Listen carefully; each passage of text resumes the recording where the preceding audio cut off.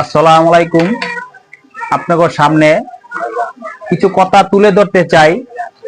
যদি ভালো লাগে শেয়ার করবেন, কমেন্ট করবেন।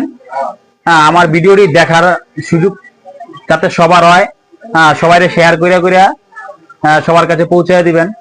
ধরেন আমরা গ্রাম থেকে শহরে বা পরবাসে যারা যাই, গ্রামের লোক তারা তো ভাবে যে আমরা কামাই করতেই যাই।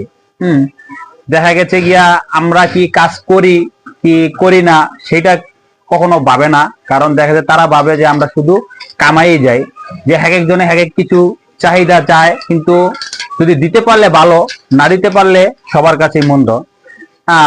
কিন্তু কেউ বোঝে না যে পরবাসে বা শহরে থাকলে তারা কত কষ্ট করে কামাই করতে হয়, কত কষ্ট করে কাজ জোগাড় করতে হয়, সেটা কেউ ভাবে না এবং ভাবতে চায়ও না। এই পর্যন্তই। যদি ভালো লাগে সবাই শেয়ার করে দিবেন। আসসালামু আলাইকুম।